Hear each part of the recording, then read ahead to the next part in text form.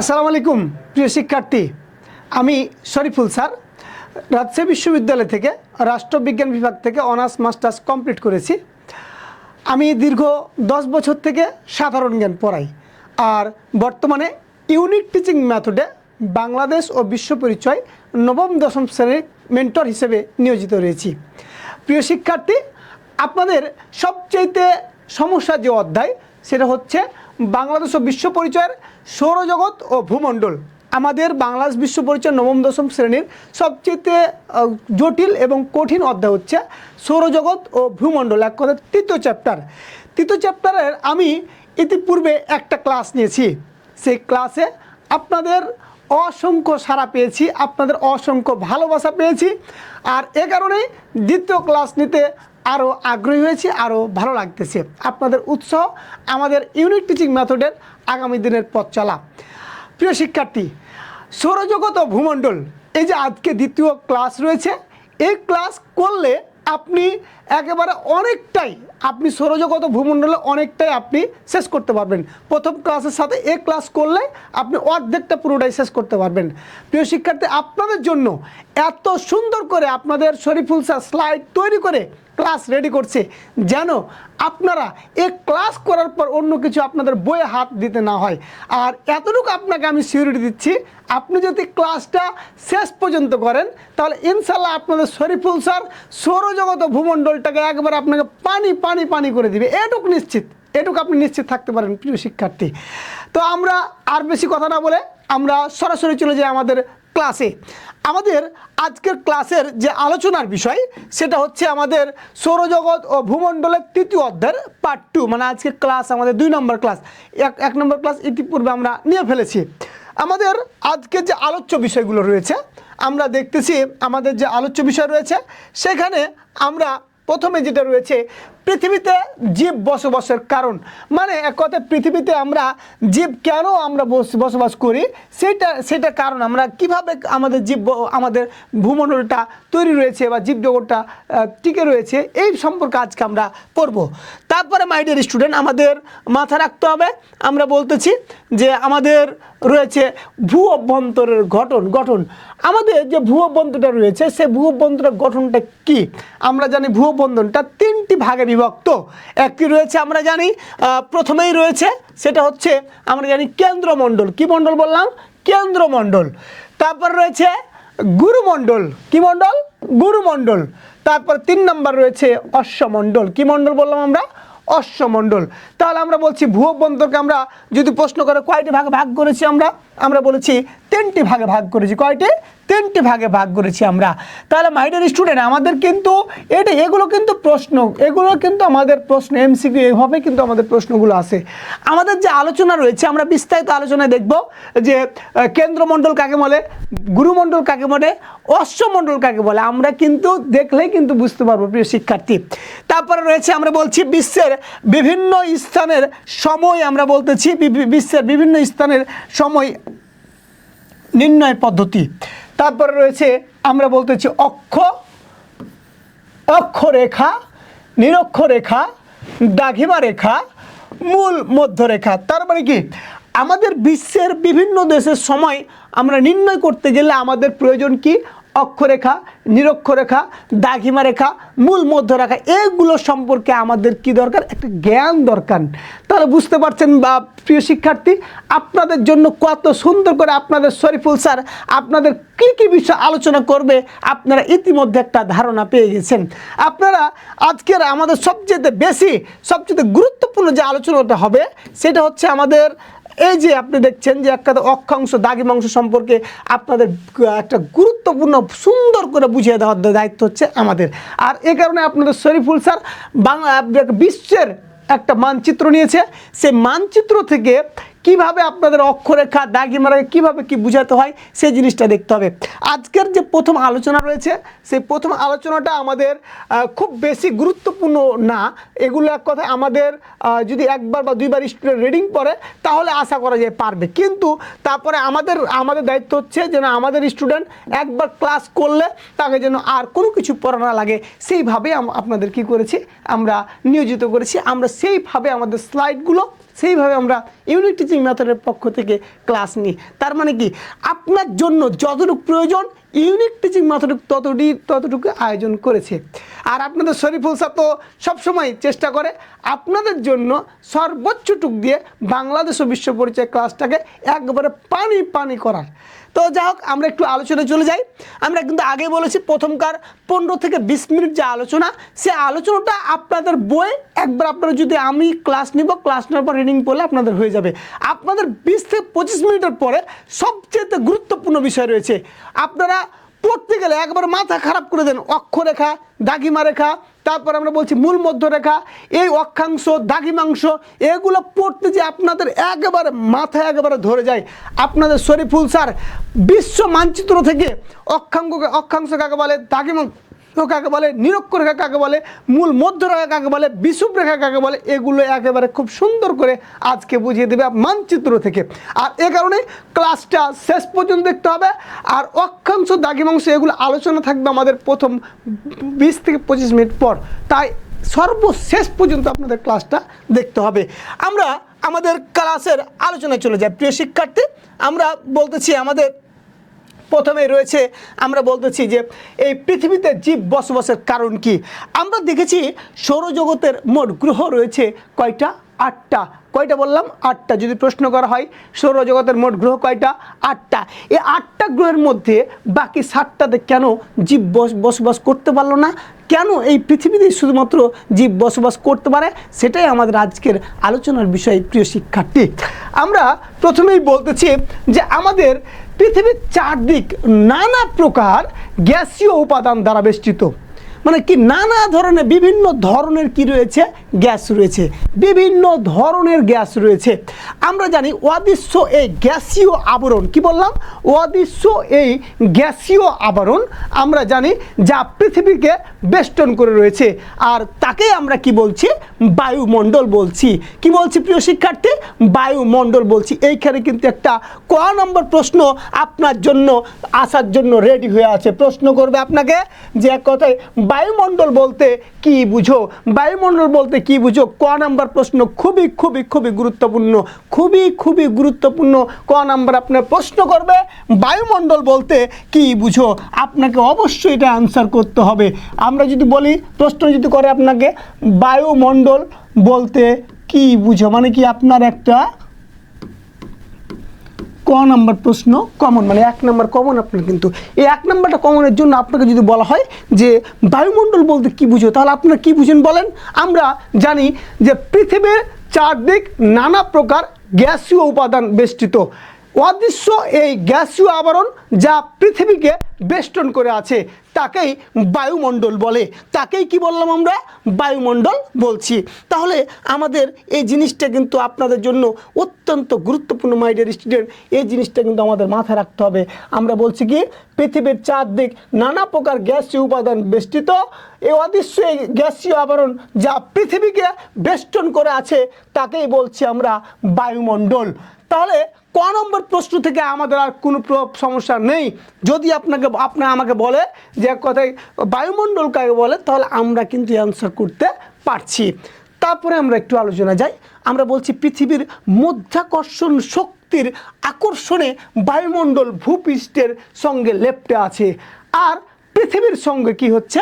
আবর্তিত হচ্ছে। কি হচ্ছে? পৃথিবীর সঙ্গে আবর্তিত হচ্ছে। তাহলে আমরা কি বস্তু বললাম যে মধ্যাকর্ষণ শক্তির আকর্ষণে কিন্তু এই বায়ুমণ্ডলটা কি করতেছে? ভূপৃষ্ঠের সাথে লেপ্টে আছে। তারপরে মাই ডিয়ার স্টুডেন্ট, আমাদের মাথায় রাখতে হবে বায়ুর চাপের কারণে সমুদ্র পৃষ্ঠের ঘনত্ব কম। তাহলে যদি প্রশ্ন করা হয় যে এই বায়ুমণ্ডলের কোথায় সবচেয়ে আমরা বলতেছি ঘনত্ব কম, আমরা বলতেছি সমুদ্র পৃষ্ঠে। আর উপরের দিকে আমরা বলতেছি যে সবচেয়ে আমরা বলতেছি ঘনত্ব কম, আর সমুদ্র পৃষ্ঠে কি সবচেয়ে বেশি। তারপর আমরা বলতেছি, আমি আগেও বলেছি কিন্তু মাই ডিয়ার স্টুডেন্ট, এই যে পৃথিবীতে জীব বসবাসের কারণ, এটা যদি আপনি একবার রিডিং পড়েন, আমি ক্লাস করার পর একবার রিডিং পড়েন, তাহলে আপনার পুরো কনসেপ্টটা ক্লিয়ার হয়ে যাবে। আর এইটা অতটা খুব গুরুত্বপূর্ণ বোঝার জন্য টপিক্স না। আমাদের একটু পরেই, মানে 15 থেকে 20 মিনিট পরে যে টপিক্সটা আছে ওইটা হচ্ছে আমাদের সবচেয়ে বেশি গুরুত্বপূর্ণ। তারপরে আমরা বলতেছি এই বায়ুমণ্ডলে কী কী রয়েছে? খুব গুরুত্বপূর্ণ প্রশ্ন। আমরা জানি বায়ুমণ্ডলে নাইট্রোজেন ও অক্সিজেন প্রাধান্য রয়েছে, মানে সবচেয়ে বেশি কী রয়েছে বলতেছি বায়ুমণ্ডলে, নাইট্রোজেন ও অক্সিজেন। প্রশ্ন করতে পারে যে বায়ুমণ্ডলে কি কি রয়েছে বললাম নাইট্রোজেন ও অক্সিজেন। কি কি? নাইট্রোজেন ও অক্সিজেন। তারপর আমরা বলতেছি আমাদের বাঁচার জন্য, মানে আমাদের না সকল প্রাণীর বাঁচার জন্য অক্সিজেন বাধ্যতামূলক, অক্সিজেন প্রয়োজন সব কিছুর জন্য। মানে এই আমরা কি বলছি যে সকল প্রাণী বাঁচার জন্য অক্সিজেন অত্যাবশ্যক। কার্বন ডাইঅক্সাইড নাম তো শুনছেন। আমরা এক কথা কী করি, যে এক কথা আমরা যে অক্সিজেন গ্রহণ করি গাছপালা থেকে, আর আমরা যেটা ছাড়ি সেটাকে বলছি কার্বন ডাইঅক্সাইড। এইটা গ্রহণ করে কারা? গাছপালারা। আর এ কারণে পরিবেশের ভারসাম্যটা কী রয়েছে? ব্যালেন্স রয়েছে, ঠিক রয়েছে। তারপর আমরা বলতেছি যে আমরা যে কার্বন ডাইঅক্সাইড ছাড়া অন্যান্য উপাদান বায়ুতে মোটামুটি কি অপরিবর্তনীয় পরিমাণ থাকে, তবে ধুলা, ধোঁয়া, জলীয় বাষ্প ইত্যাদি উপাদান বিভিন্ন স্থানে বিভিন্ন পরিমাণে থাকে। পৃথিবীতে সমস্ত জীবের বেঁচে থাকার জন্য বায়ুমণ্ডলের গুরুত্ব অপরিসীম। কি বললাম? খুব গুরুত্বপূর্ণ প্রশ্ন। আমরা বললাম পৃথিবীতে সমস্ত জীবের বেঁচে থাকার জন্য বায়ুমণ্ডলের গুরুত্ব কি? অপরিসীম। বুঝতে পারছেন মাই ডিয়ার স্টুডেন্ট? তো প্রশ্ন করতে পারে তোমাকে খ নাম্বারে প্রশ্ন দিতে পারে যে পৃথিবীতে সমস্ত জীবের বেঁচে থাকার জন্য বায়ুমণ্ডল কেন এত গুরুত্বপূর্ণ? বায়ুমণ্ডলের গুরুত্ব কি? বায়ুমণ্ডলের গুরুত্ব অপরিসীম কেন? প্রশ্ন কিন্তু তোমাকে দিতেই পারে বা দিবেই। এগুলো কিন্তু আমাদের সৃজনশীল সিকিউ। আর আজকের ক্লাসে আমার ক্লাস করতে গেলে আপনার কী কী এমসিকিউ দরকার, আপনাদের শরীফুল স্যার আপনাদেরকে এক কথা একেবারে পানি করে আপনাকে উত্তর বুঝিয়ে দিবে আজকে। তারপরে আমরা বলতেছি বায়ুমণ্ডল কি করে? সূর্যের ক্ষতিকর রশ্মি থেকে প্রাণীকুলকে রক্ষা করে। সূর্য যে কত ক্ষতিকর রশ্মি ছাড়ে, এটা কে রক্ষা করে? আমরা বলছি বায়ুমণ্ডল রক্ষা করে। আর সূর্যের গ্যাসীয় উপাদান যেমন কার্বন ডাইঅক্সাইড ও অক্সিজেন যথাক্রমে উদ্ভিদ ও প্রাণীকে বাঁচিয়ে রাখে। এই যে অক্সিজেন যেমন প্রয়োজন আছে তেমনি কার্বন ডাইঅক্সাইডেরও প্রয়োজন রয়েছে। কার্বন ডাইঅক্সাইড আমরা ছাড়ি বিধে কিন্তু উদ্ভিদ বাঁচে, আর উদ্ভিদরা অক্সিজেন ছাড়ে বিধে আমরা বাঁচি। তাহলে বুঝতে পারছেন মাই ডিয়ার স্টুডেন্ট? তাহলে আমরা কি বললাম যে আমাদের বায়ুমণ্ডল সূর্যের ক্ষতিকর রশ্মি থেকে প্রাণীকুলকে এক কথা কী করে? রক্ষা করে। আর সূর্যের গ্যাসীয় উপাদান যেমন কার্বন ডাইঅক্সাইড ও অক্সিজেন যথাক্রমে উদ্ভিদ ও প্রাণীকে বাঁচিয়ে রাখে। তারপরে মাই ডিয়ার স্টুডেন্ট এবার একটা গুরুত্বপূর্ণ তথ্য বলবো আপনাকে, খুবই গুরুত্বপূর্ণ আপনাদের জন্য। এই প্রশ্নটা কিন্তু আসবে। প্রশ্ন হচ্ছে যে ভূপৃষ্ঠ সংলগ্ন বায়ুমণ্ডলের সর্বনিম্ন স্তরের নাম কি? ট্রপোমণ্ডল। যদি প্রশ্ন করা হয় আপনাকে, যদি প্রশ্ন করে যে বায়ুমণ্ডলের সর্বনিম্ন স্তরের নাম কি, তার মানে কি সর্বনিম্ন স্তরের নাম কি বললাম আমরা? বায়ুমণ্ডলের সর্বনিম্ন স্তরের নাম কি? তাহলে মাই ডিয়ার স্টুডেন্ট নাম কি বললাম বলেন তো? তার নাম হচ্ছে আমরা বলছি ট্রপোমণ্ডল। কি মণ্ডল? ট্রপোমণ্ডল। তাহলে বুঝতে পারছেন এটা কিন্তু একটা ক নাম্বার আপনাকে সিকিউতে দিতে পারে, আবার আমরা বলছি এমসিকিউতে দিতে পারে। যদি প্রশ্ন করে বায়ুমণ্ডলের সর্বনিম্ন স্তরের নাম কি, সর্বনিম্ন স্তরের নাম হচ্ছে ট্রপোমণ্ডল। কি মণ্ডল? ট্রপোমণ্ডল। এই স্তরের গভীরতা কত? এখানে কিন্তু আরেকটা প্রশ্ন আপনাকে দিয়ে দিবে যে এই স্তরটার গভীরতা কত? এই স্তরের গভীরতা হচ্ছে 13 কিলোমিটার। কত কিলোমিটার? 13 কিলোমিটার। 13 কিলোমিটার। কত বললাম? 13 কিলোমিটার। তাহলে মাই ডিয়ার স্টুডেন্ট আপনার কিন্তু প্রশ্ন কিন্তু এই জায়গাগুলো থেকে কিন্তু প্রশ্ন দিবে। যদি প্রশ্ন করা হয় যে বায়ুমণ্ডলের সর্বনিম্ন স্তরের নাম কি, তার নাম বলছি ট্রপোমণ্ডল। তারপর বলছি এই স্তরটার গভীরতা কত?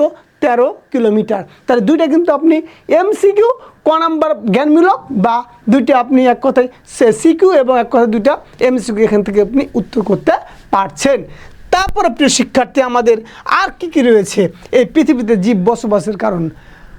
আমরা জানি যে এটি হচ্ছে বা ট্রপোমণ্ডল হচ্ছে সবচেয়ে প্রয়োজনীয় স্তর, কারণ এখানে আর্দ্রতা, কুয়াশা, মেঘ, বৃষ্টি, ঝড়, বায়ুপ্রবাহ এইগুলো আমরা বলতেছি কি লক্ষ্য করা যায়। উচ্চতা বৃদ্ধির সাথে সাথে এই স্তরের বাতাসের গতিবেগও বেড়ে যায়। আবহাওয়া ও জলবায়ু জনিত যাবতীয় প্রক্রিয়ার বেশিরভাগই বায়ুমণ্ডলের এই স্তরে ঘটে থাকে। ট্রপোমণ্ডলের ঊর্ধ্বসীমাকে ট্রপোস বলে। তাহলে এই প্রশ্নটা কিন্তু আমাদের জন্য গুরুত্বপূর্ণ, যে প্রশ্ন করবে ট্রপোমণ্ডলের ঊর্ধ্বসীমাকে কি বলে। তাহলে কি বলে বললাম, আমরা বলতেছি কি বলে, আমরা বললাম ট্রপোমণ্ডলের ঊর্ধ্বসীমাকে কি বলে, সেটা হচ্ছে কি বলছি, ট্রপোস বলে। কি বললাম, ট্রপোস। তাহলে মনে থাকবে, তাহলে ট্রপোমণ্ডলের ঊর্ধ্বসীমায় কি বলছি আমরা মাই ডিয়ার স্টুডেন্ট, ট্রপোস। তারপরে বলছে ট্রপোসের গভীরতা হচ্ছে সরু, এখানে বায়ু হচ্ছে কি স্থির। আমরা বলছি ঝড় প্রাদুর্ভাব না থাকায় আমরা বলছি এই স্তর নিয়ে নির্বিঘ্নে চলাচল করে। এবার একটা প্রশ্ন, খুব গুরুত্বপূর্ণ প্রশ্ন, খুবই মোস্ট গুরুত্বপূর্ণ প্রশ্ন। আমরা বলতেছি যে বায়ুমণ্ডলের ওজন, কি বললাম, ওজন গ্যাসের একটি স্তর আছে, আর এটি ওজন নামে পরিচিত। তাহলে যদি প্রশ্ন করা হয় কথায় বায়ুমণ্ডলের যে একটা ওজন গ্যাস আছে, এটা কী নামে পরিচিত, ওজন স্তর নামে পরিচিত। কি নামে, ওজন স্তর নামে পরিচিত। তারপরে মাই ডিয়ার স্টুডেন্ট আমরা বলতেছি এর গভীরতা কত, এর গভীরতা হচ্ছে 12 থেকে 16 কিলোমিটার। তাহলে যদি প্রশ্ন করা হয় যে এই ওজন স্তরের গভীরতা কত, তাহলে যদি প্রশ্ন করা হয় কি বললাম আমরা, ওজন স্তরের গভীরতা কত, এটা হচ্ছে 12 থেকে 16 কিলোমিটার। কত বললাম, 12 থেকে 16 কিলোমিটার। সূর্যের, এটা কিন্তু এই যে বানানটা একটু ঠিক করে নেবেন আপনারা, এটা হবে কি সূর্যের অতিবেগুনি রশ্মি শোষণ করা এর তাপমাত্রা ধীরে ধীরে 80 ডিগ্রি সেলসিয়াস পর্যন্ত কি পায়, বৃদ্ধি পায়। ঠিক আছে। তারপর বলছি এই স্তরটিতে পৃথিবীর, আমরা জানি পৃথিবীকে প্রাণী জগতের বসবাস করার উপযোগী করেছে। কারণ কি, এই যে অতি বেগুনি যে রশ্মিটা রয়েছে এটাকে শোষণ করে কে, এই তো মনে করলে ওজন স্তর। এই কারণে আমরা কি পৃথিবীটা বাসযোগ্য হয়ে আছে। আমরা জানি যে কথায় পৃথিবীতে সূর্যের কি পাই, সূর্য থেকে আলো ও তাপ পাই। আমরা পৃথিবী থেকে কি পাই, সূর্য, আমরা কি আলো ও তাপ পাই। মাই ডিয়ার স্টুডেন্ট, আপনারা জানেন যে আমরা পৃথিবীটা সূর্য থেকে প্রায় 15 লক্ষ কোটি, আমরা যদি দূরে এক কথায় আমরা অবস্থিত, বিধায় আমরা অল্প কিছু তাপ ও সূর্য পাই, আলো পাই। শুধুমাত্র পৃথিবীটা প্রত্যেকটা গ্রহেরই তাপ ও আলোর উৎস হচ্ছে কে, সূর্য। তাহলে প্রত্যেকটা গ্রহের তাপ ও আলোর উৎসকে কি বললাম, সূর্য। আমরা জানি মাই ডিয়ার স্টুডেন্ট, আপনারা জানেন যে সূর্যের আলো ছাড়া পৃথিবী চির অন্ধকারে থাকতো, পৃথিবীতে প্রাণের স্পন্দন থাকতো না, এবং জীবজগৎ ও উদ্ভিদ ও প্রাণী কিছুই বাঁচত না। মানুষের কর্মকাণ্ড বায়ুমণ্ডলের গঠন ও উপাদান পরিবর্তন করতে সাহায্য করে। ব্যাপকভাবে গাছপালা কেটে ফেলা, কলকারখানা থেকে নির্গত ধোঁয়া এবং জ্বালানি তেল আমরা বলেছি ও প্রাকৃতিক গ্যাস পোড়ানো, আমরা বলতেছি যে থেকে নিঃসৃত ধোঁয়া ও বিষাক্ত গ্যাস বায়ুমণ্ডলকে কি করে, দূষিত করে। আবার আমরা জানি প্রাণীর অস্তিত্ব টিকিয়ে রাখার জন্য বায়ুমণ্ডলকে বিশুদ্ধ রাখা দরকার। এই যে তথ্যগুলো আমরা দিলাম যে আসলে পৃথিবীতে কেন জীব বসবাস করে, জীব বসবাস করতে গেলে আমরা যে আমাদের পরিবেশগুলো দূষণ করি, এইটা যদি রোধ না করি তাহলে কিন্তু আমাদের এখানে আমরা কি করতে পারবো না, জীব বসবাস করে রাখতে পারবো না। তারপর আমাদের যেটা দরকার মাই ডিয়ার স্টুডেন্ট, আমরা বলেছি যে আমাদের জীবজন্তু বেঁচে থাকার জন্য প্রয়োজন কি, প্রচুর আলো বাতাস। এখান থেকে যে জিনিসটা গুরুত্বপূর্ণ, পৃথিবী পৃষ্ঠের গড় তাপমাত্রা কত ডিগ্রি সেলসিয়াস।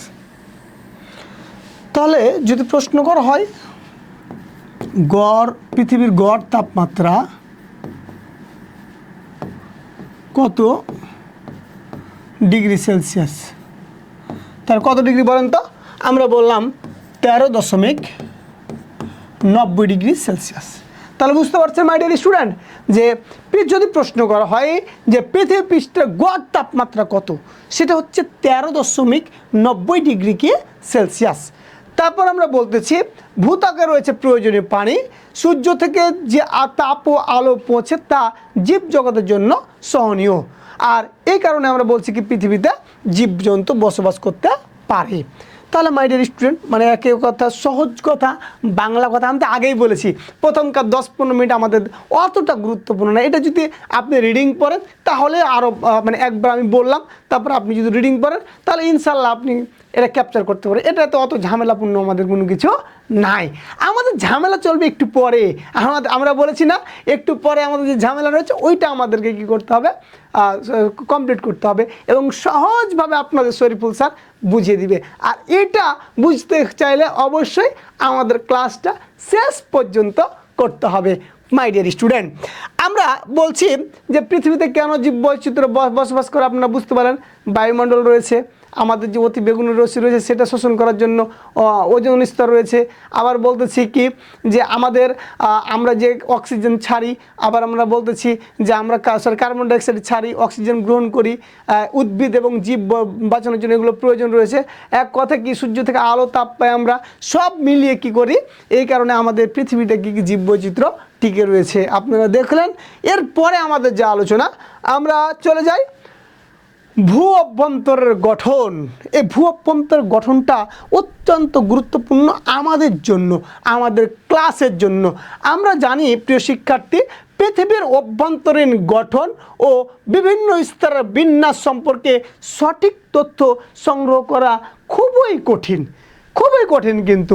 কিন্তু ভূমিকম্প তরঙ্গের গতিবেগের তারতম্য দ্বারা ভূ অভ্যন্তরের আমরা জানি যে শিলার ঘনত্ব তারতম্য ও বিভিন্ন স্তরের বিষয় জানা যায়। ভূ অভ্যন্তরের আমরা জানি ভূকম্পনীয় তরঙ্গের গতি ও প্রকৃতির তারতম্য অনুসারে ভূ অভ্যন্তরকে আমরা 3টি স্তরে বিভক্ত করি। তাহলে এখান থেকে সোজা বাংলা কথা, মানে আমরা ভূ অভ্যন্তর গঠন সম্পর্কে সঠিক তথ্য অতটা পেতে পাই না। তারপর আমরা কি 3টা স্তর কি করেছি, ভাগ করেছি। প্রথমেই রয়েছে সে ভাগটা আমরা বলতেছি যে স্তরগুলোর নাম। প্রথমটা হচ্ছে কি কেন্দ্রমণ্ডল। কি মণ্ডল?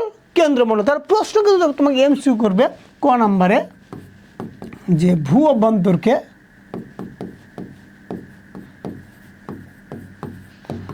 কয়টি ভাগে ভাগ করা হয়েছে।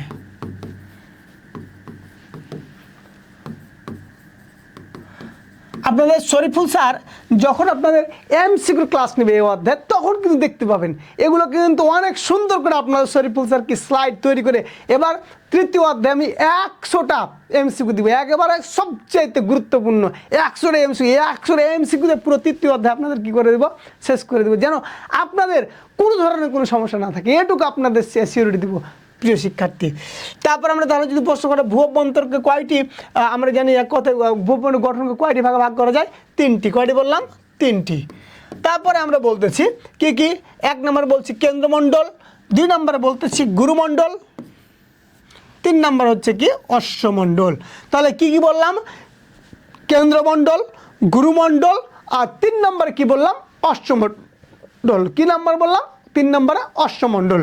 তারপরে মাই ডিয়ার স্টুডেন্ট, আমরা চলে যাই কেন্দ্রমণ্ডল সম্পর্কে। আমরা এই কেন্দ্রমণ্ডল সম্পর্কে জানার আগে আমরা একটু যে ভূ অভ্যন্তরের গঠনটা আমাদের বাংলাদেশ ও বিশ্ব পরিচয় বইয়ে আপনাদের যে চিত্র দেওয়া আছে আপনাদের শরীফুল স্যার, সেই চিত্র দ্বারাই কিন্তু আপনাদের বুঝিয়ে দিবে। আমরা প্রথমে রয়েছি সবচেয়ে নিচের যে অংশ, সেটাকে আমরা বলতেছি কি যে কেন্দ্রমণ্ডল। এই কেন্দ্রমণ্ডলের আমরা জানি কেন্দ্রমণ্ডলকে আবার আমরা কি 2টা ভাগে ভাগ করেছি। কয়টা ভাগে? 2টা। একটা হচ্ছে ভিতরের অংশ আর একটা হচ্ছে কি বাহিরের অংশ। কি বললাম? এই যে ভিতরের অংশ, আর এটা হচ্ছে কি বললাম? বাহিরের অংশ।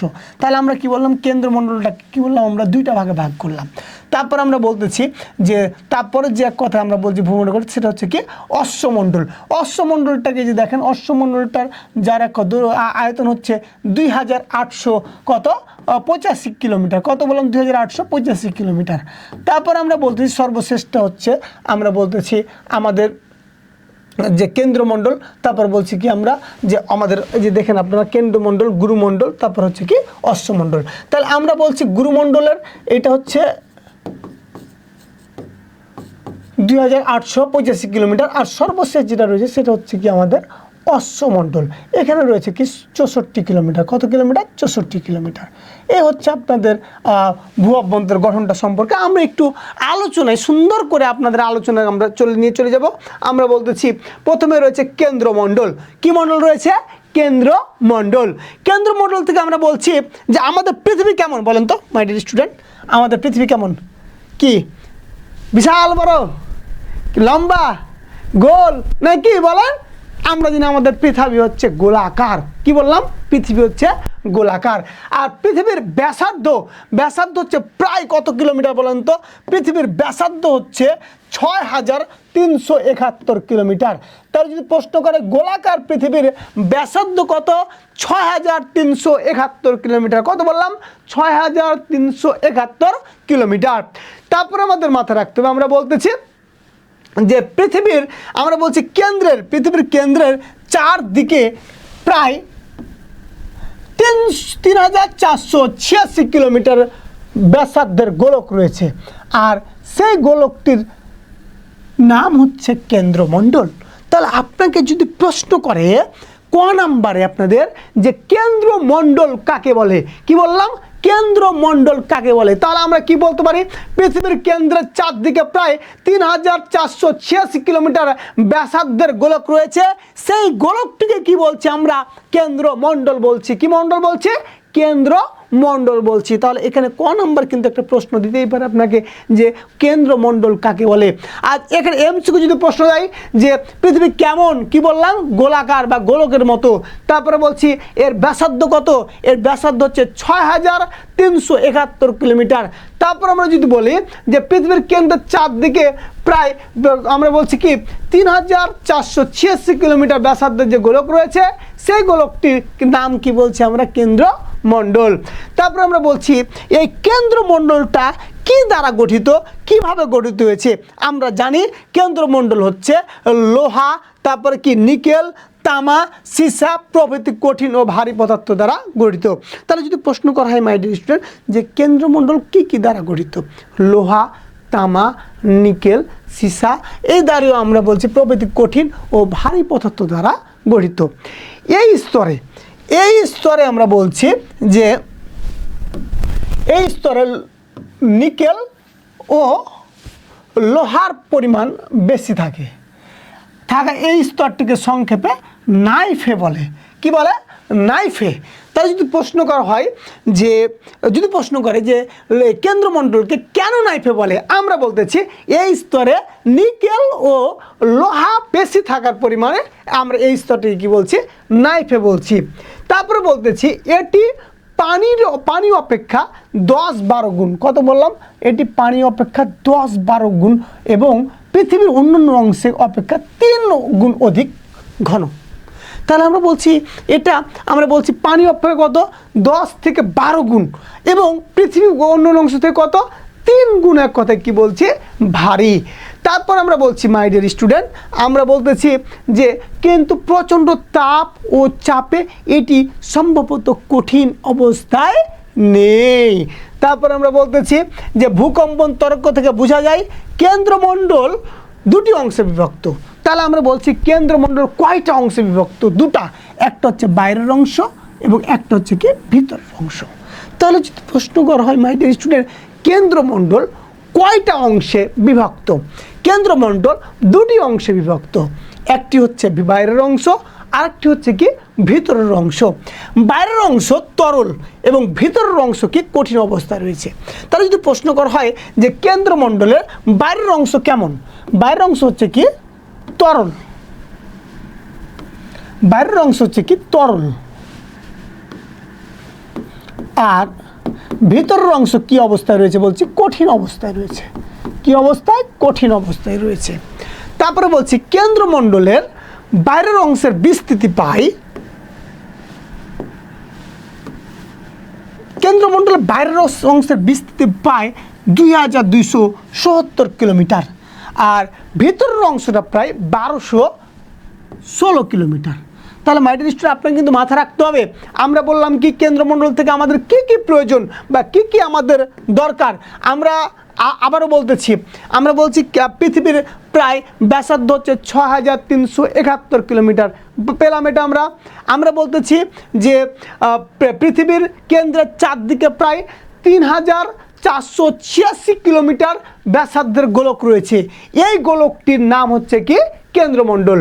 তারপর আমরা বলতেছি কি কেন্দ্রমণ্ডল কি দ্বারা গঠিত, আমরা বলতেছি কি লোহা, তারপরে কি বলেছি আমরা, তারপরে বলেছি লোহার পর বলেছি সীসা, তারপরে কি বলেছি বলেন বলেন বলেন, তারপরে বলেছি আমরা নিকেল, তামা প্রভৃতি কঠিন পদার্থ দ্বারা কি এই এই এই কেন্দ্রমণ্ডল গঠিত।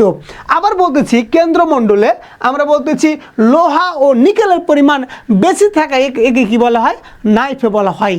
কেন্দ্রমণ্ডল দুটি ভাগে বিভক্ত, একটা হচ্ছে বাইরের অংশ, একটা হচ্ছে ভিতরের অংশ। কি অংশ বললাম, একটা হচ্ছে বাইরের অংশ আর একটা হচ্ছে কি ভিতরের অংশ। তারপরে বলছে কি যে আমাদের যে বাইরের অংশ কি রয়েছে তরল, আর ভিতরের অংশ কি বলতেছে কঠিন অবস্থায় রয়েছে। তারপরে যদি প্রশ্ন করি এই বাইরের অংশের বিস্তৃতিটা কত, বাইরের অংশের বিস্তৃতিটা হচ্ছে 2277 কিলোমিটার, আর ভিতরের অংশের বিস্তৃতিটা হচ্ছে কত 1216 কিলোমিটার। কত কিলোমিটার, 1216 কিলোমিটার। তাহলে বুঝতে পারছি। তাহলে আবারও আমি বলছি কেন্দ্রমণ্ডল সম্পর্কে সংক্ষেপে বলছি যে একে নাইফে কেন বলা হয়, লোহা ও নিকেলের পরিমাণ বেশি থাকে এই কারণে কি বলছি নাইফে। এটা কয়টি অংশে বিভক্ত করা হয়, দুটি, একটা হচ্ছে কি বাইরের অংশ, একটা হচ্ছে ভিতরের অংশ। বাইরের অংশ কেমন তরল, ভিতরের অংশ কেমন কঠিন।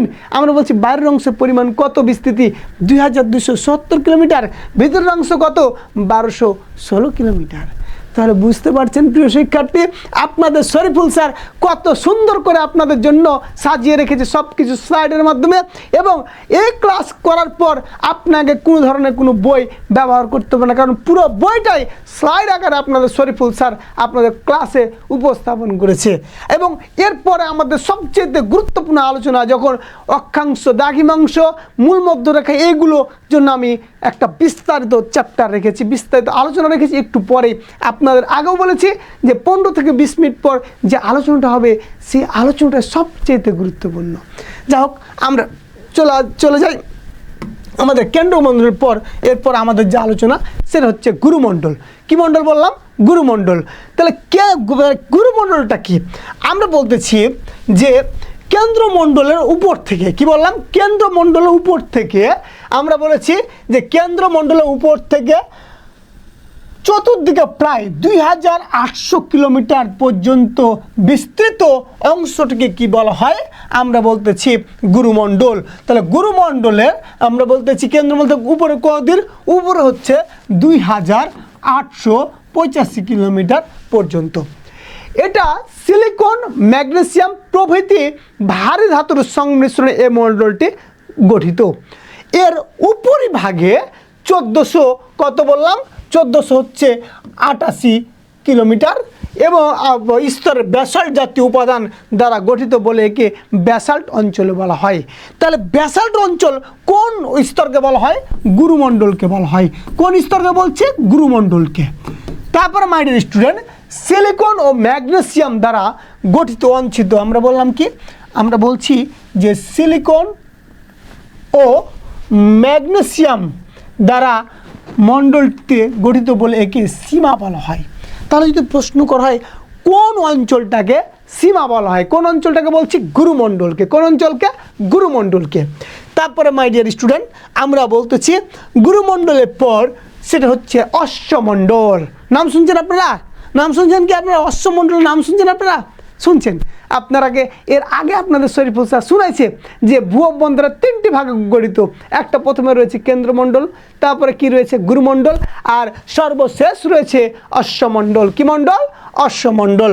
অশ্বমণ্ডলে আমাদের মাথায় রাখতে হবে গুরুমণ্ডলের উপরের অংশকে অশ্বমণ্ডল বা শিলামণ্ডল বলে।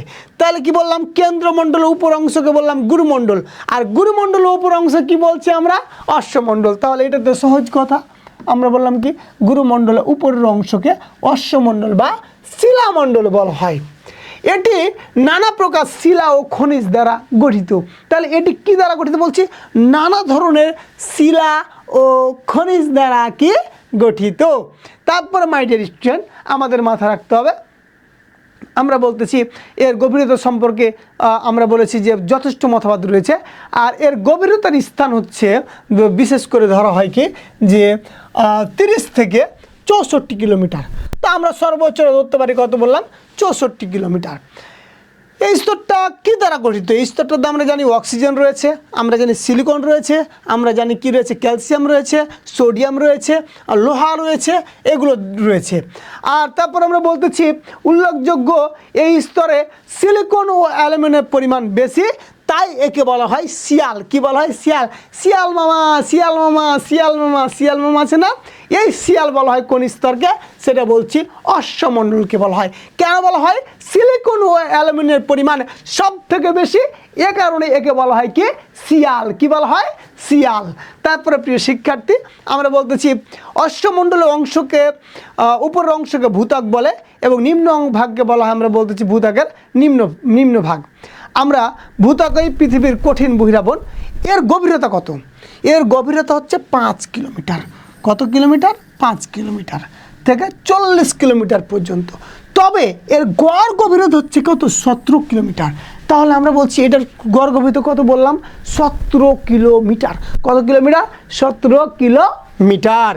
তারপরে মাই ডিয়ার স্টুডেন্ট, এবার চলে আসি আমরা আমাদের আলোচনার মূল বিষয়। আমরা বলছি অক্ষাংশ, দ্রাঘিমাংশ ও মূল মধ্যরেখা সম্পর্কে আমরা কিছু তথ্য আলোচনা করব। আপনারা একটা কি দেখতে পাচ্ছেন বোর্ডে? বলেন তো। আপনারা বোর্ডে দেখতে পাচ্ছেন একটা চিত্র। এই চিত্র সম্পর্কে আপনাদের কী লেখা আছে বলেন তো? উপরে এই যে কর্নার লেখা আছে বিশ্ব মানচিত্র। মাই ডিয়ার স্টুডেন্ট, এবার আমি আপনাদের খুব সুন্দর করে মনোযোগ সহকারে একটা জিনিস বুঝাবো। সেটা এই জিনিসটা আপনি যদি বুঝতে পারেন, তাহলে আপনি অক্ষরেখা কাকে বলে, দ্রাঘিমা রেখা কাকে বলে, মূল মধ্যরেখা কাকে বলে, অক্ষাংশ কাকে বলে, দ্রাঘিমাংশ কাকে বলে, জীবনে কোনো দিন ভুলবেন না। জীবনে কোনো দিন ভুলবেন না, এটুকু আপনাকে আমি বলতে পারি। আপনাদের শরীফুল স্যার বলতে পারে। প্রিয় শিক্ষার্থী, একটু আপনারা আমাকে সময় দিবেন। প্রথমেই আপনারা দেখছেন কি একটা বিশাল একটা কি মানচিত্র। এটা কি? পৃথিবীর মানচিত্র। আপনারা বাংলাদেশকে খুঁজে পাচ্ছেন? এই যে এই জায়গাটাতে আপনাদের বাংলাদেশ রয়েছে। এই যে এই ছোট্ট একটা জায়গা আপনাদের বাংলাদেশ রয়েছে। তো আমরা বিশাল দেশ দেখতে পাচ্ছি, রাশিয়াকে পাচ্ছি। রাশিয়া, ওই যে আমাদের ভ্লাদিমির পুতিন রয়েছে। একটা যে টুস করে আমাদের দেয়, আমরা চাচ্ছি ইরান যুদ্ধ হচ্ছে, ইরানের সাথে ইসরায়েলের যুদ্ধ হচ্ছে, আর আমেরিকা যুদ্ধ করছে। আমরা চাচ্ছি রাশিয়া একটু ওদেরকে সাপোর্ট করুক, কিন্তু করছে না। আছে কিন্তু করছে না। আমরা এটা বুঝতে পারছি না। তাহলে মাই ডিয়ার স্টুডেন্ট, তাহলে অক্ষাংশ, দ্রাঘিমাংশ, মূল মধ্যরেখা বুঝার কারণে জন্য একটু মনোযোগটা শুনবেন। তারপরে আমরা আমাদের বইয়ের আলোচনা যাব। এটা আমি বাইরে থেকে নিয়ে আসছি মানচিত্র, আপনাদের বইয়ে দেওয়া নাই। আমরা এমনভাবে নিয়ে আসছি যেন আপনাদের কোনো ভুল না হয়, আপনাদের কোনো সমস্যা নয়। প্রিয় শিক্ষার্থী, সবসময় আপনাদের শরীফুল স্যার চেষ্টা করবে, সবসময় চেষ্টা করবে। ইনশাল্লাহ আছেন তো? ইনশাল্লাহ আছি। আপনারা প্রথমে আমাকে 1 মিনিট সময় দিবেন। কয় মিনিট বললাম? 1 মিনিট। আপনারা একটু 1 মিনিট মনোযোগ সহকারে আপনারা শুনবেন, দেখবেন খালি যে আপনাদের শরীফুল স্যার কী করছে। ঠিক আছে? 1 মিনিট, জাস্ট 1 মিনিট আপনারা সময় দিন আমাদেরকে।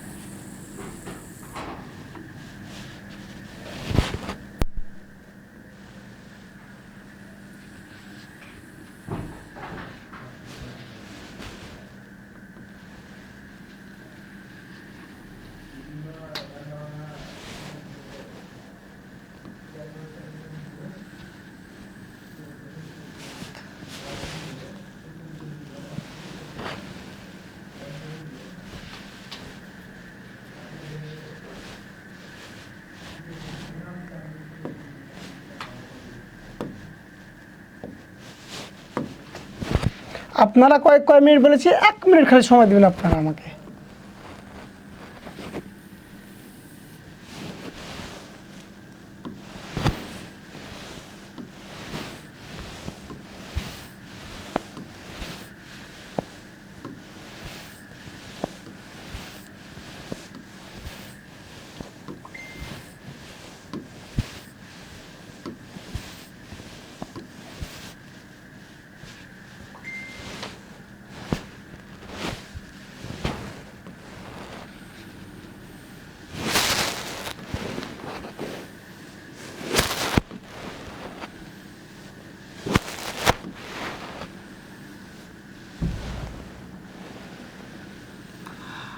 ডিয়ার স্টুডেন্ট, এই যে আপনাদের বলছি আজকে অক্ষাংশ দাগ একেবারে পানি পানি করে দিব। এসে পানি পানি করার জন্য আপনাদের 1 মিনিট সময় নিয়েছি। আপনাদের শরীরে বিভিন্ন দাগ টানলে, দাগগুলা কিসের জন্য যে টানলে আপনারা ক্লাসটা দেখলেই বুঝতে পারবেন। আমরা এই যে আমরা বলতেছি যে প্রচুর পরিমাণে দাগ, এই দাগগুলা তো আবার আইডেন্টিফাই করা লাগবে। মাইডিয়ার স্টুডেন্ট, এই যে এখান থেকে একটা আমরা বরাবর কি দেখতে পাচ্ছি, দাগ দেখতে পাচ্ছি। এই দাগটাকে বা এই রেখাটাকে আমরা বলি কি, যে 0 ডিগ্রি অক্ষরেখা। কত ডিগ্রি বললাম? 0 ডিগ্রি। মাইডিয়ার স্টুডেন্ট, কত ডিগ্রি বললাম? 0 ডিগ্রি অক্ষরেখা।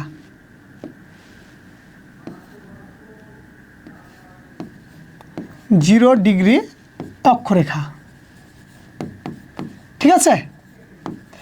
এই 0 ডিগ্রি অক্ষরেখাকে আবার আমরা কি বলি? আমরা এই 0 ডিগ্রি অক্ষরেখাকে আবার বলি আমরা যে নিরক্ষরেখা। কী রেখা বলা হয়? নিরক্ষরেখা। তাহলে 0 ডিগ্রির আরেক নাম কি বলছি আমরা? নিরক্ষরেখা।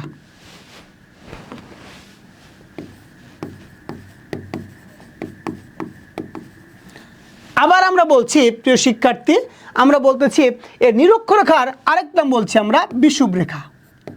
কী রেখা বললাম? বিষুব রেখা। তারপরে মাই ডিয়ার স্টুডেন্ট, আমরা বলতেছি যে আমাদের যে আমরা বললাম কি, যে আমাদের প্রথমে বলছি নিরক্ষরেখা, যে আমরা বলছি এই হাতের ওপর দিক সবসময় কি বলছি আমরা? উত্তর। নিচ দিক বলছি আমরা দক্ষিণ।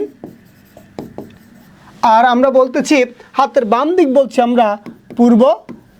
হাতের আমরা বলতেছি যে ডান দিক হচ্ছে আমাদের কি বলছে? পশ্চিম। সরি, হাতের বাম দিক হচ্ছে আমাদের পশ্চিম, আর হাতের ডান দিক হচ্ছে আমাদের কি? পূর্ব। এবার দেখেন মাই ডিয়ার স্টুডেন্ট, আমরা যে দেখছি যে আমরা বলছি পশ্চিম থেকে পূর্ব দিকে যে রেখাটা আমরা বলতেছি গিয়েছে, এক কথায় সে রেখাটাকে আমরা কি বলতেছি? যে 0 ডিগ্রি অক্ষরেখা পেলাম। এখন এই রেখাগুলো কিন্তু কাল্পনিক একটা রেখা। কি রেখা? কাল্পনিক রেখা। আর এই রেখা থেকে আমরা বলছি 0 ডিগ্রির পর আমরা বলতেছি 1 degree, 2 degree, 3 degree, 4 degree, 5 degree, 6 degree, 7 degree, এরকম করে আমরা বলছি প্রায় 23 ডিগ্রি। এখানে কত বললাম রয়েছে? 23 ডিগ্রি, 23.5 ডিগ্রি উত্তর অক্ষাংশ। কি বললাম? 23 ডিগ্রি 23.5 ডিগ্রি উত্তর অক্ষাংশে একটা রেখা রয়েছে। এই রেখাটাকে আমরা বলতেছি কর্কট ক্রান্তি রেখা। কি ক্রান্তি রেখা? কর্কট ক্রান্তি রেখা। কি রেখা বললাম মাই ডিয়ার স্টুডেন্ট? কর্কট ক্রান্তি রেখা। কি রেখা বললাম? কর্কট। তাহলে যদি কর্কট ক্রান্তি রেখার কত বললাম? 23.5 ডিগ্রি। কত বললাম? 23.5 ডিগ্রি আমরা বলতেছি উত্তর অক্ষাংশ রেখাকে কি বলতেছি আমরা? কর্কটক্রান্তি রেখা। ঠিক তেমনি এই নিচ দিকে আমরা বলতেছি এই নিরক্ষরেখাটাকে বলছি কি? 0 ডিগ্রি। ওপর দিয়ে গেলে কি হবে? উত্তর। নিচ দিয়ে গেলে কি হবে? দক্ষিণ। তারপর আমরা বলছি এরকম একটা 1 ডিগ্রি, 2 ডিগ্রি, 3 ডিগ্রি, 5 ডিগ্রি, এভাবে কত বললাম? যে আমরা যে 23 ডিগ্রি কি বললাম? 23.5 ডিগ্রি দক্ষিণ অক্ষাংশকে কি বলতেছি আমরা? আবার 23.5 ডিগ্রি দক্ষিণ অক্ষাংশকে আমরা কি বলি? যে এটাকে বলতেছি আবার আমরা মকর ক্রান্তি রেখা। কি রেখা? মকর ক্রান্তি রেখা। তারপরে মাই ডিয়ার স্টুডেন্ট, আমরা বলতেছি যে আমাদের উপর থেকে আবার চলে গেল যে 23 ডিগ্রির পর 24, 25, 26, 27, 28, 29, 30, এভাবে আমরা বলছি 66.5 ডিগ্রি যে একটা রেখা গেছে, এই রেখাটাকে বলছি আমরা সুমেরু রেখা। কি বললাম? সুমেরু রেখা। ঠিক তেমনি এভাবে আমরা বলতেছি এইদিকে আবার একটা 66.5 ডিগ্রি দক্ষিণ অক্ষাংশকে আমরা বলছি কি? কুমেরু রেখা। কুমেরু রেখা। তারপরে মাই ডিয়ার স্টুডেন্ট, এই যে দেখেন এখান দিয়ে একটা আমরা বলতেছি উত্তর থেকে দক্ষিণ বরাবর একটা রেখা গেছে, এই রেখাকে বলছি কি আমরা? মূল মধ্যরেখা। এই রেখাকে আমরা কি বলছি মূল। এই যে এই রেখাগুলো গিয়েছে না, এই রেখাগুলোকে বলা হয় দাগিমা রেখা। আর এই দাগিমা রেখাকে আমরা বলতেছি এখানে গিরিজমান মন্দির রয়েছে। এটা একটা যুক্তরাজ্য নামে একটা দেশ রয়েছে। এই যুক্তরাজ্যের আমরা বলেছি, এই যুক্তরাজ্যে আমরা বলতেছি একটা গিরিজমান মন্দির রয়েছে। এখানে একটা কাল্পনিক রেখা আছে, এইখানের মান হচ্ছে কি 0 ডিগ্রি। কত ডিগ্রি? 0 ডিগ্রি। এখানে আমরা এখান থেকে সময়ের মান নির্ণয় করা হয়। এখান থেকে কোনো দেশ যদি পূর্ব দিকে হয় তাহলে সময় যোগ হবে, আর কোনো দেশ যদি পশ্চিম দিকে হয় তাহলে সময় কি হবে? বিয়োগ হবে। আর এ কারণে আমরা বলতেছি এইটাকে বলছি কি আমরা গিরিজমান, এখানে কি বলছি মূল মধ্য রেখা। তাহলে মূল মধ্য রেখা বুঝতে পারলেন প্রিয় শিক্ষার্থী। এখান থেকে আমরা বলছি মূল মধ্য রেখা থেকে আমরা জানি পৃথিবীটা কত ডিগ্রি বলেছি মোট, আমরা বলছি 360 ডিগ্রি। এই দিক থেকে হচ্ছে আমরা বলছি আমরা 180 নিতে পারবো, এই দিক থেকে কত নিতে পারবো? 180 নিতে পারবো। ঠিক আছে, আমরা বলতেছি 80 ডিগ্রি পূর্ব দ্রাঘিমাংশ। আমাদের বাংলাদেশের উপর দিয়ে বলছি কি 90 ডিগ্রি পূর্ব দ্রাঘিমাংশ রেখে গেছে। সর্বোচ্চ আমরা 90 থেকে কত নিতে পারবো? 180 ডিগ্রি নিতে পারবো। ঠিক আছে, এদিকে আবার কত নিতে পারবো? 180 নিতে পারবো। তাহলে মাই ডিয়ার স্টুডেন্ট, আপনারা কি বুঝতে পেরেছেন অক্ষরেখা কাকে বলছে? আমরা বলেছি পূর্ব থেকে, আমরা বলছি পশ্চিম থেকে পূর্ব দিকে যে এক কথায় রেখা গিয়েছে কাল্পনিক রেখা, তাকে কি বলছে কি অক্ষরেখা। আর আমরা বলছি যে মিডল বরাবর যে রেখাটা গেছে তাকে কি বলছি কি আমরা নিরক্ষরেখা। আর 0 ডিগ্রি অক্ষরেখা কি বলছি আমরা? নিরক্ষরেখা। আর এই নিরক্ষরেখা আরেক নাম কি বলেছি? বিষুব রেখা। তারপর বলছি 23.5 ডিগ্রি উত্তর অক্ষাংশে কি বলছি আমরা? কর্কটক্রান্তি রেখা। কি রেখা? কর্কটক্রান্তি রেখা। 23.5 ডিগ্রি দক্ষিণ আমরা বলছি অক্ষাংশ কি বলতেছি? আমরা বলতেছি এটাকে আমরা বলছি মকরক্রান্তি রেখা। আমরা বলছি যে কর্কটক্রান্তি রেখার ইংরেজি নাম হচ্ছে ট্রপিক অফ ক্যান্সার। কি নাম বললাম? Tropic of cancer. তারপর আমরা বলতেছি 66.5 ডিগ্রি একটা আমরা বলছি উত্তর অক্ষাংশ রয়েছে, এটাকে কি বলেছি আমরা? সুমেরু রেখা। কি বলেছি? সুমেরু রেখা। ঠিক তেমনই 66.5 ডিগ্রি দক্ষিণ অক্ষাংশ একটা রেখা গিয়েছে, আমরা বলছি পূর্ব থেকে পশ্চিম দিকে। সে রেখাটাকে কি বলতেছি আমরা? সে রেখাটাকে বলতেছি যে আমরা বলছি কুমেরু রেখা। কি রেখা? কুমেরু রেখা। তারপর আমরা বলতেছি গিরিজমান মন্দির দেখে আমরা বলছি উত্তর থেকে দক্ষিণ বরাবর আমরা বলছি কিছু রেখা গেছে, এই রেখাটাকে বলছি কি আমরা মূল মধ্য রেখা। এখান থেকে আমরা বলতেছি যে দ্রাঘিমাংশ যে রেখাগুলো রয়েছে আমরা বলছি এই ডান দিকে এবং বাম দিকে রয়েছে প্রায় কি 180 ডিগ্রি দ্রাঘিমা রেখা রয়েছে। ঠিক আছে, তাহলে মাই ডিয়ার স্টুডেন্ট, আমি আশা করি অক্ষরেখা, দ্রাঘিমা রেখা, মূল মধ্য রেখা, নিরক্ষরেখা, বিষুব রেখা আপনারা একটু বুঝতে পেরেছেন। এবার আপনাদের বাংলাদেশ বিশ্ব পরিচয় বইয়ে কী কী রয়েছে, আমি যে তথ্যগুলো বললাম সেগুলো রয়েছে কিনা সেগুলো দেখলে আমরা পেয়ে যাব এবং সবচেয়ে বিস্তারিত একটা ধারণা পেয়ে যাব আশা করি মাই ডিয়ার স্টুডেন্ট। আমরা চলে যাই, রয়েছে বিশ্বের বিভিন্ন স্থানের সময় নির্ণয় পদ্ধতি। বিশ্বের বিভিন্ন স্থানের সময় নির্ণয়ের পদ্ধতি থেকে আমরা বলছি যে বিশ্বের বিভিন্ন স্থানের সময় নির্ণয় পদ্ধতি পৃথিবীর মানচিত্রে কোনো স্থানের অবস্থান নির্ণয়ের জন্য পূর্ব পশ্চিম এবং উত্তর দক্ষিণ কতগুলো কাল্পনিক রেখা অঙ্কন করা হয়, এগুলোকে যথাক্রমে অক্ষরেখা ও দ্রাঘিমা রেখা বলা হয়। বুঝতে পারলেন?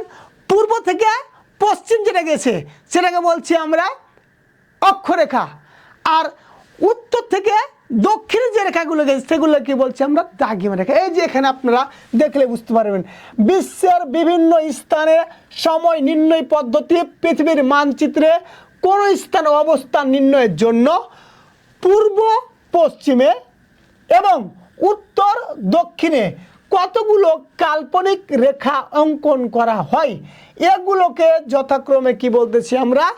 অক্ষরেখা ও দ্রাঘিমা রেখা। তার মানে কি, ওই যে আপনাকে দেখালাম না একটা ছক করে, এই যে এভাবে দেখালাম না আপনাকে,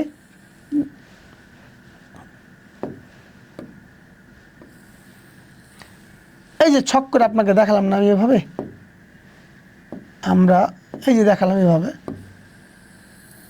এই যে ছক দেখলেন। এই ছকের পরে আমরা কি দেখলাম যে আমরা বিভিন্ন ধরনের কি নিলাম,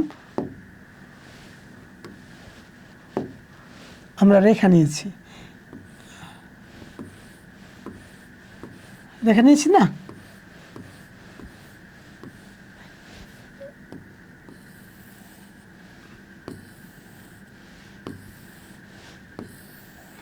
এই যে অপরটি কি বলেছি উত্তর, উত্তর থেকে দক্ষিণ যে রেখাগুলোকে বলছি সেগুলো কি আমরা বলতেছি কি, সেগুলো বলছি দ্রাঘিমা রেখা।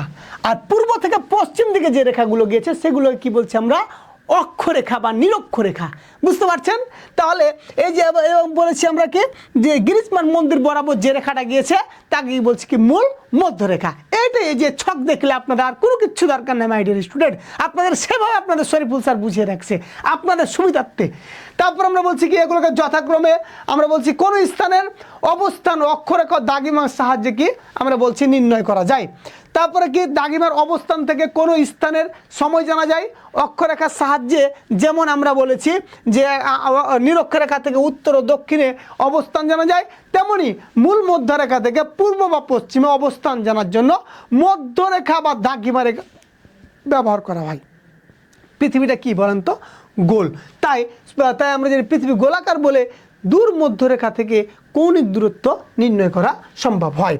তাহলে বুঝতে পারছেন প্রিয় শিক্ষার্থী, আমরা বলছি পূর্ব থেকে পশ্চিম উত্তর থেকে দক্ষিণ যে কাল্পনিক রেখাগুলো রয়েছে তাদেরকে বলতেছি কি অক্ষরেখা ও অক্ষরেখা বা দাগিমা রেখা।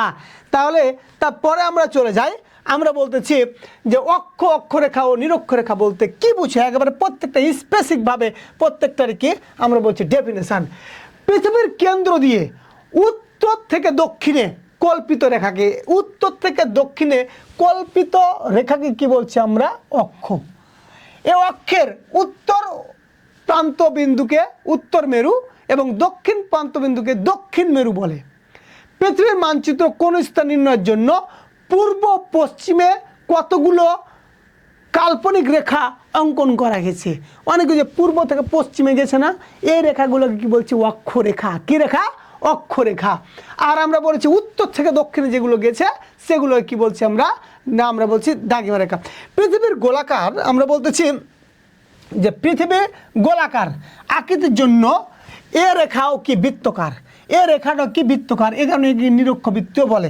আপনাদের কিন্তু মাই ডিয়ার স্টুডেন্ট আমি কিন্তু আরও একটা ছক রেখেছি আপনাদের জন্য, আরও একটা সুন্দর করে আপনাদের ছক রাখা আছে আপনাদের 9-10 বিশ্ব পরিচয় বইয়ে। কিন্তু এই যে পৃথিবী যে গোল, পৃথিবী গোল না, এই যে গোলের এই যে আমরা বলছি গোলাকার, এই যে এ কারণে নিরক্ষরেখা কি বলছে নিরক্ষ বৃত্ত বলা হচ্ছে। এই যে দেখেন আমাদের রেখাগুলো রয়েছে, ঠিক আছে। আপনাদের একটু পরে কিন্তু নিয়ে যাচ্ছি আপনাদের বইয়ে, আমি কিন্তু প্রথম পড়েছি ওটা আমার মতো করে বুঝেছি, এবার আপনাদের বইয়ে কি আছে সেটা বুঝাচ্ছি একটু পরে। তারপরে চলে যায় মাই ডিয়ার স্টুডেন্ট,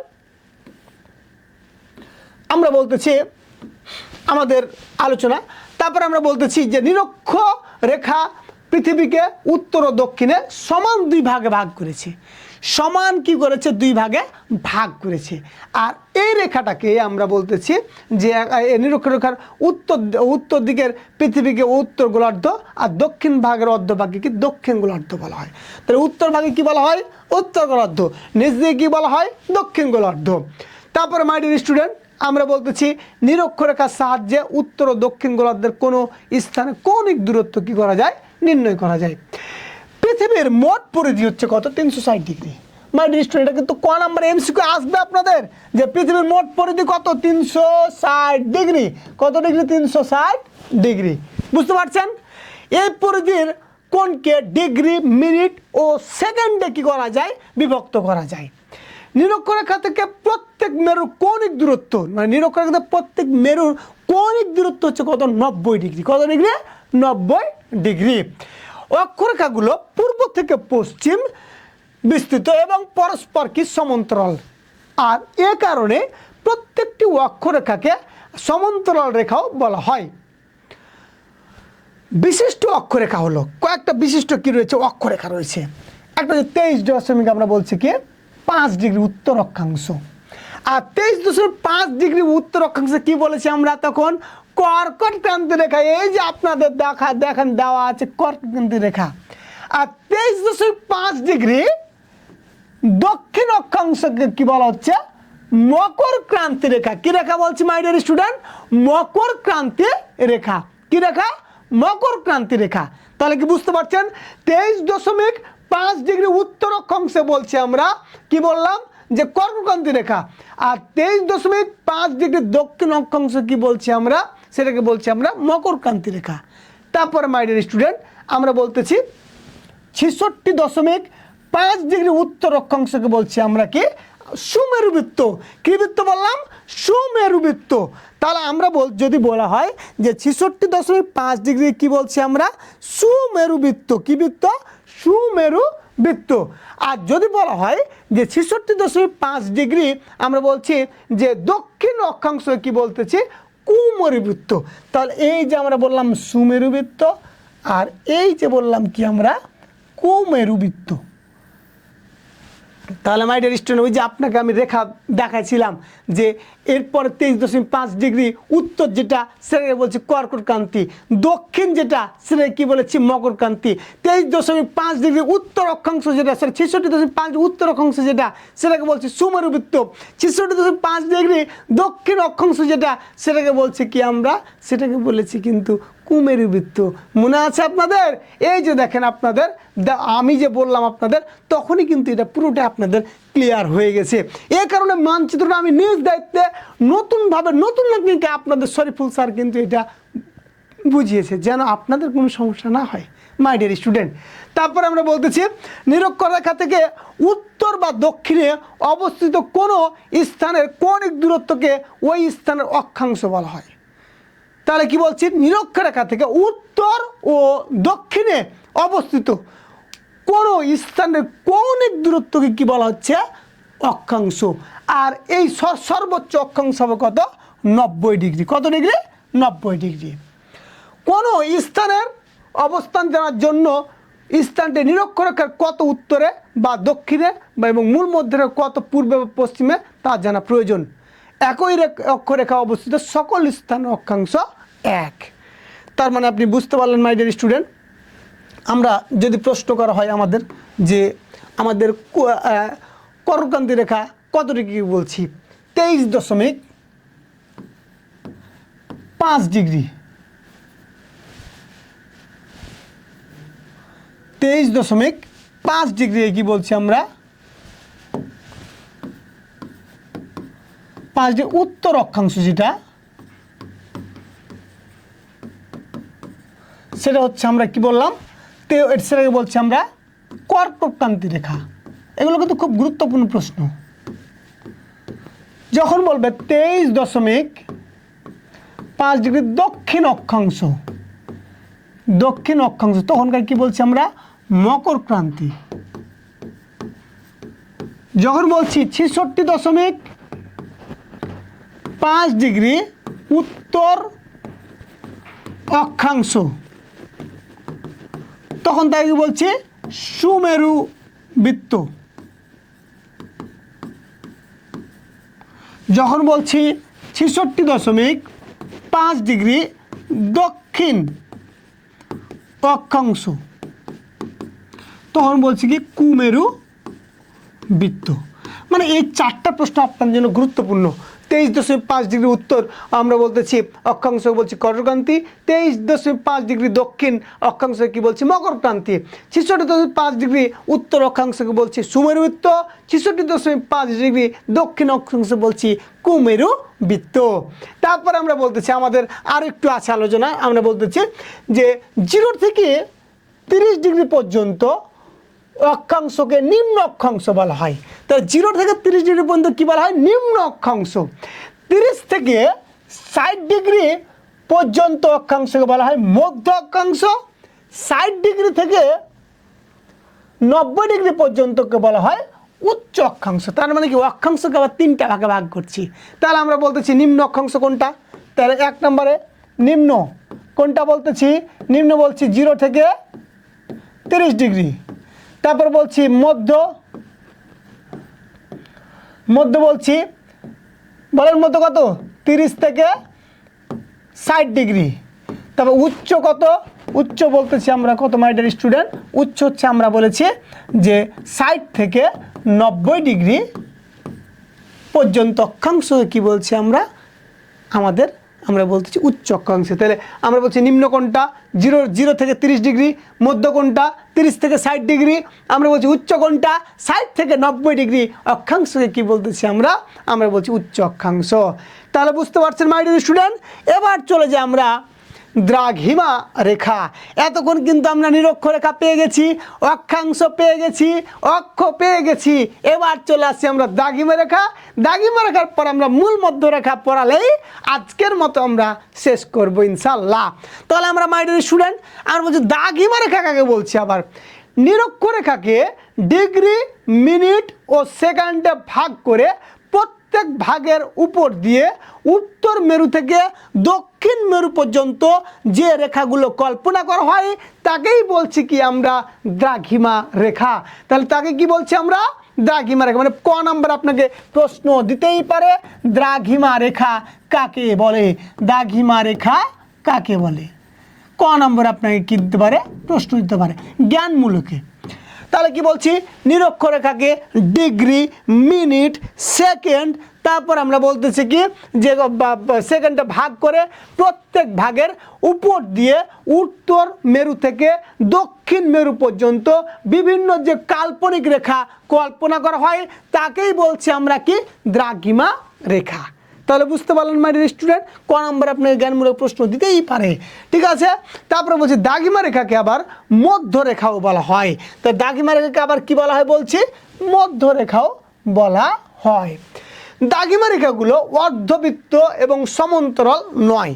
প্রত্যেক দ্রাঘিমা রেখার আমরা বলতেছি যে প্রত্যেক দ্রাঘিমা রেখার দৈর্ঘ্য 100, আমরা বলছি কি সর্বোচ্চ কত 180 ডিগ্রি হবে। ওই যে বলেছি অক্ষাংশর হবে কত 90 ডিগ্রি, আর আমরা বলছি দ্রাঘিমার হবে সর্বোচ্চ কত 180 ডিগ্রি। তাহলে যদি প্রশ্ন করে অক্ষাংশর সর্বোচ্চ কত হবে, অক্ষাংশর কত বলেছি সর্বোচ্চ হবে 90 ডিগ্রি। ওই জন্য আমরা বলেছি না যে নিম্ন অক্ষাংশ কত 0 থেকে 30, আমরা বলছি মধ্য অক্ষাংশ কত, মধ্য অংশ হচ্ছে তো আমরা 30 থেকে 60, না আমরা বলছি উচ্চ অক্ষাংশ কত, তো আমরা বলছি 60 থেকে 90।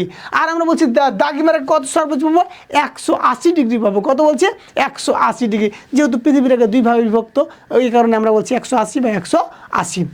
তারপর মাই ডিয়ার স্টুডেন্ট, মধ্যরেখার মধ্যে যে কোনো একটি নির্দিষ্ট রেখা ধরে অন্য মধ্যরেখার কোন দূরত্ব মাপা হয়। আরও মাথা রাখতে হবে দ্রাঘিমার সাহায্যে স্থানীয় সময় নির্ণয় করা হয়। বুঝতে পারছেন। তারপর আমরা চলে যাই মাই ডিয়ার স্টুডেন্ট, আমরা বলছি মূল মধ্যরেখা। একেবারে আমরা শেষ পর্যায়ে চলে আসছি ক্লাসের মাই ডিয়ার স্টুডেন্ট।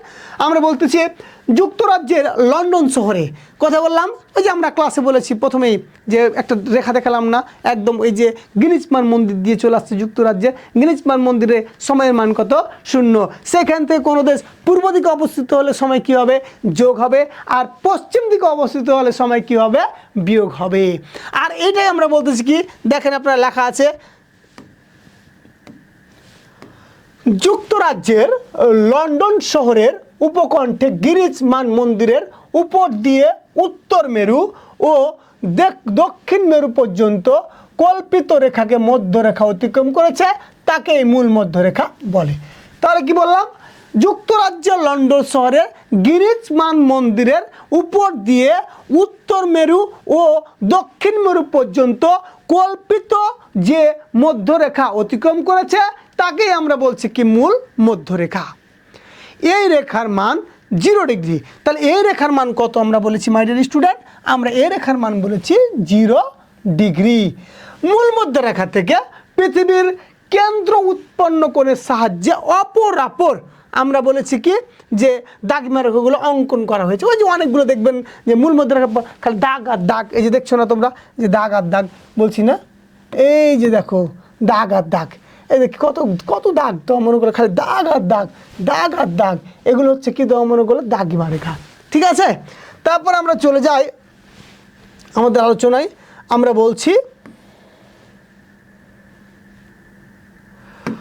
এই যে আমরা বলতেছি গ্রিনিচের মূল মধ্যরেখা 45 ডিগ্রি পূর্বে যে মধ্যরেখা বা দাগিমা রেখা, তার উপর সকল স্থানে দ্রাঘিমা হচ্ছে 45 ডিগ্রি পূর্ব দাগিমা রেখা।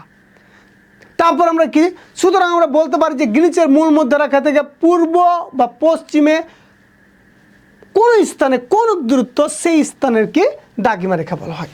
তাহলে আমরা বলছি কি বললাম আমরা মাই ডিয়ার স্টুডেন্ট, একটু দেখেন যে আমরা বলতে পারি যে গ্রিনিচের মূল মধ্যরেখা থেকে পূর্ব বা পশ্চিমে যে কোনো স্থানের কৌণিক দূরত্বকে সেই স্থানের কি বলা হয় দাগিমা রেখা বলা হয়।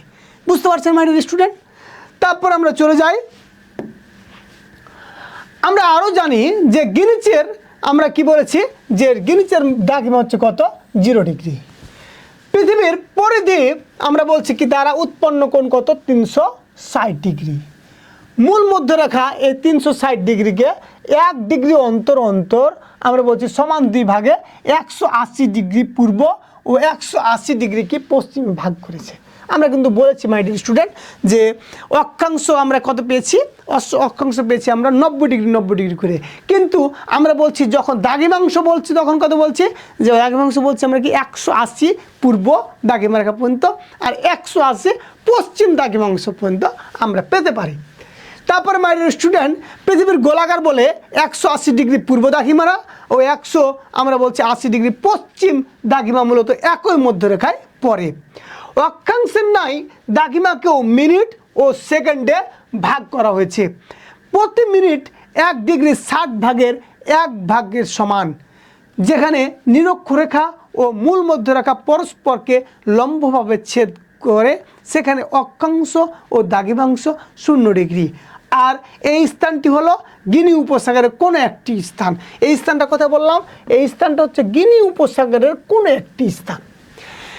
স্থানীয় সময় এবং গ্রিনিচ মান থেকে আমরা বলেছি স্থানীয় সময় এবং গ্রিনিচ মান থেকে কোনো স্থানের দ্রাঘিমাংশ নির্ণয় করা যায়।